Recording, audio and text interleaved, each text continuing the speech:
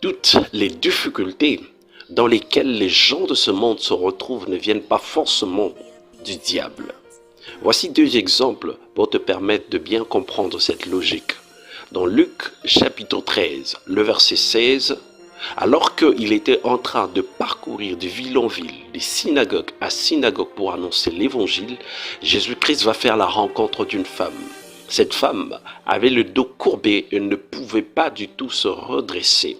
Jésus-Christ, parlant de cette femme, va dire ceci. Voici cette femme qui est une descendante d'Abraham. Est-ce qu'on peut bien souligner cela? Elle était descendante d'Abraham que Satan avait lié pendant 18 ans. Et donc Jésus va nous dire clairement que le problème de cette femme n'était pas elle-même, n'était même pas son péché, mais c'est Satan qui a lié, c'est Satan qui était à l'origine du problème de cette femme. Alors que dans un autre exemple, nous sommes dans le livre de Jean chapitre 9, le verset 1 à 3. Ça nous parle ici d'un homme qui était aveugle de naissance. Les disciples vont poser la question à Jésus. Regarde cet homme, qui a péché? Est-ce que celui qui a péché ou ses parents qui ont péché pour que cet homme se retrouve dans cet état? Jésus-Christ va leur dire ceci, ce n'est pas que cet homme a péché. En principe, le salaire du péché, c'est la mort. Ce qui veut dire, bien-aimé dans le Seigneur, toi qui m'écoutes, que chaque chose que tu fais, que ce soit de bien ou en mal, c'est possible que tout ce que tu fais, tes rapports te reviennent dans la vie. Parce qu'en fait, chaque fait, chaque action que nous posons est comme une sémence que nous mettons à terre qui à un moment donné portera le fruit.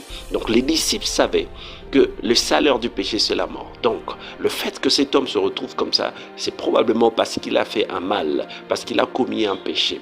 Mais Jésus-Christ va dire que ce n'est pas que lui a péché.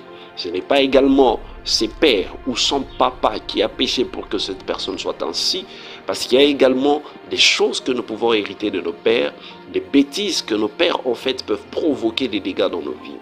Jésus-Christ va dire que cet homme n'est pas ainsi à cause du péché de ses pères, mais cet homme est comme ça afin que les œuvres de Dieu soient manifestées. Donc d'un côté, nous avons un problème qui a duré pendant longtemps, qui était provoqué par le diable lui-même, Satan. Et de l'autre côté, nous avons un autre problème qui a duré, nous ne savons pas pendant combien de temps, mais dans l'auteur, c'était Dieu lui-même.